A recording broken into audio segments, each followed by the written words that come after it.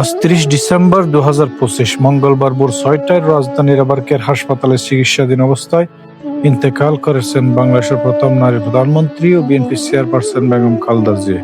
ইন্না লিল্লাহি ওয়া ইন্না ইলাইহি রাজিউন। তার মৃত্যুতে সারা দেশের শোকের ছায়া নেমে এসেছে।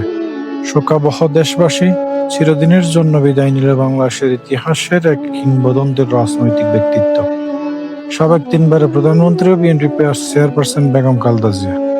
আজ মঙ্গলবার ভোর ৬টায় রাজধানীর আবারকের হাসপাতালে চিকিৎসাধীন অবস্থায় ৮০ বছর বয়সে তিনি শেষ নিঃশ্বাস ত্যাগ করেন। দীর্ঘদিন ধরে লিভার সিরোসিস, হৃদরোগ ও কিডনি সহ বিভিন্ন জটিল রোগে ভুগছিলেন এই আপসহীন নেত্রী। তার মৃত্যুতে ৩ দিনের রাষ্ট্রীয় শোক ঘোষণা করেছে অন্তর্বর্তীকালীন সরকার।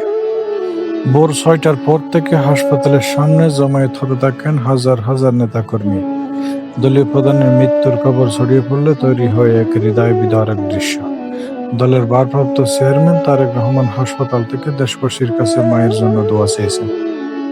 ১৯৭১ সালে স্বাধীনতা যুদ্ধের সময় বন্দিত্ব থেকে শুরু করে ৮০-এর দশকে সামরিক স্বৈরাচার বিরোধী আন্দোলন এবং ১৯৯১ সালে বাংলাদেশের প্রথম নারী প্রধানমন্ত্রী হিসেবে দায়িত্ব গ্রহণ করেন। বেগম খালেদা জিয়ার জীবন ছিল ঘটনাবহুল ও সংগ্রামমুখর।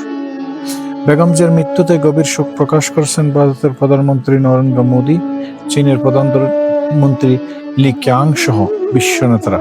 তারা বাংলাদেশের উন্নয়ন এবং গণতন্ত্র পুনরুদ্ধারে তার অবদানের কথা শ্রদ্ধার সাথে স্মরণ করেন। সেই সাথে সাবেক প্রধানমন্ত্রী শেখ হাসিনাও তার পুত্র সজীবদ জয়ও তার মৃত্যুতে শোক প্রকাশ করেছেন। তার এই মৃত্যু বাংলাদেশের রাজনীতিতে এক অপূরণীয় ক্ষতি হিসেবে উল্লেখ করেছেন।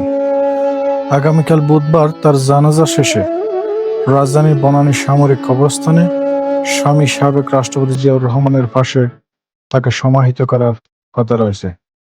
দেশের এক বর্ণাঢ্য রাজনৈতিক অধ্যায়ের বিদায় হলো এই মহাপ্রয়াণের মাধ্যমে।